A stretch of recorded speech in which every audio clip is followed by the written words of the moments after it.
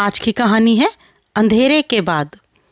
कमरे में बैठे बैठे रीमा और प्रशांत दोनों समझने की कोशिश कर रहे थे कि ये अचानक क्या हो गया है। डॉक्टर राजेश जैसे ही कमरे में आए, दोनों के मुंह से एक साथ निकला, रिया कैसी है अब, क्या हुआ उसे। राजेश और प्रशांत दोनों दोस्त थे। राजेश एक नर्सिंग होम चला रहा था और प्रशांत एक सफल व्यवसायी था। प्रशांत का एक बेटा है और एक बेटी। आज शाम जब रीमा, प्रशांत की पत्नी, अपनी बेटी रिया के कमरे में गई तो रिया को बेहोश देखकर चिल्लाने लगी। उसकी चीखें सुन कमरे में लेटा प्रशांत घबरा कर अपनी बेटी के कमरे की ओर भागा, जहां से रीमा की आवाज़ें आ रही थीं। रिया को लेकर वो दोनों जल्दी से डॉक्टर राजेश के पास गए। उन्हें समझ नहीं आ रहा था कि रिया को क्या हुआ है। रिया एक 16 साल की लड़की है। इस साल 12वीं के एग्ज़ाम देगी। पढ़ाई में भी अच्छी है, पर कुछ दिनों से अकेले समय ज़्यादा बिताने लगी है। रीमा को लगा कि एग्ज़ाम की तैयारी का प्रेशर है, पर आज तो वो बेहोश हो गई। इतना प्रेशर क्यों लिया रिया ने?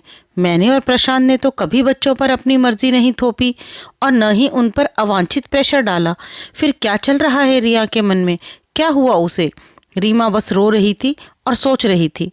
डॉक्टर राजेश ने उन्हें बताया कि रिया ने नींद की दवाई खाकर आत्महत्या करने की कोशिश की है। सुनकर रीमा और प्रशांत के पैरों तले जमीन ही निकल गई। दोनों सर पकड़ के बैठ गए। उन्हें विश्वास ही नहीं हो रहा था कि उनकी रिया ऐसा भी कुछ कर सकती है। डॉक्टर राजेश ने उन्हें तसल्ली दी और बोला कि उन दोनों को रिया के साथ प्यार से बात करके समझना पड़ेगा कि रिया ने ऐसा क्यों किया। उसकी मानसिक हालत को समझकर ही समस्या को ढूंढना पड़ेगा। जैसे ही रिया होश में आई तो उन दोनों को अपने आसपास देख रोने लगी। रीमा ने प्यार से रिया का हाथ पकड़ा और बोला, रिया बेटा, जो भी है तुम डरो नहीं, हम तुम्हारे साथ हैं। दुनिया में ऐसी कोई समस्या नहीं जिसे हम मिलकर सुलझा नहीं सकते। तुम दिल छोटा मत करो, हिम्मत मत हारो। रिया को चुप करवाते करवाते रीमा भी रो पड़ी। डॉक्टर राजेश ने उन्हें जल्दी ही घर जाने की सलाह दी। रीमा और प्रशांत जानते थे कि यह पुलिस केस है, इसलिए वो रिया को लेकर घर चले आए। रीमा पूरा दिन रिया के साथ बैठी रहती, उसे अपने हाथों से खाना खिलाती, उसे किताबें पढ़कर सुनाती। 2 दिन बाद जब रिया की हालत में थोड़ा सुधार हुआ तो रीमा ने पूछा कि क्यों रिया ने ऐसा किया। पहले तो रिया कुछ नहीं बोली, फिर रीमा के बार बार समझाने पर उसने बताया कि कोई उसे ब्लैकमेल कर रहा है। ब्लैकमेल? क्यों? कैसे? रीमा ने पूछा। रिया ने बताया कि थोड़े दिनों पहले रिया की एक लड़के से फेसबुक पर दोस्ती हुई। चैटिंग द्वारा धीरे धीरे दोस्ती बढ़ी और फिर प्रेम में तब्दील हो गई। फिर फ़ोन नंबरों का आदान प्रदान हुआ और चैटिंग व्हाट्सएप पर होने लगी। प्रेम का खुमार बढ़ने के साथ साथ फोटोग्राफ्स का आदान प्रदान शुरू हुआ। शुरू में तो यह साधारण फोटोज थे, लेकिन धीरे धीरे नए नवेले प्रेमी की बार बार की फरमाइशों पर रिया ने अपने कुछ न्यूड और सेमी न्यूड फोटोग्राफ्स भी उसे भेज दिए।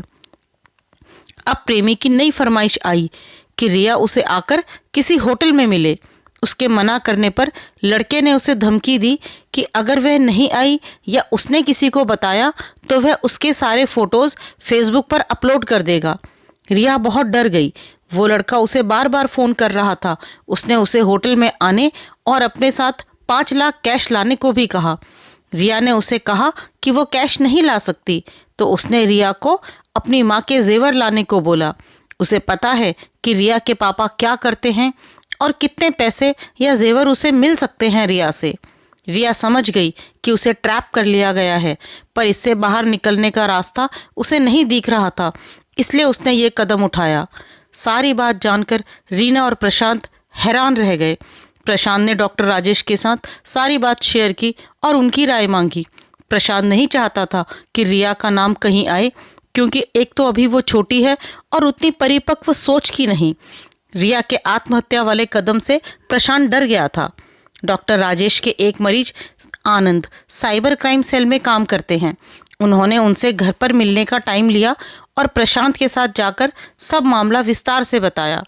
आनंद जी ने रिया से मिलकर उसका फेसबुक अकाउंट और फ़ोन नंबर लिया और सब अपनी टीम के साथ मिलकर ट्रैक किया। फ़ोन नंबर तो जाली सिम पर लिया था, इसलिए उस लड़के को ढूंढना मुश्किल था। आखिर उन्होंने रिया के अकाउंट से उस लड़के को होटल में मिलने बुलाया और बताया कि पैसों का इंतजाम हो गया है। अगले दिन का समय दिया उस लड़के ने।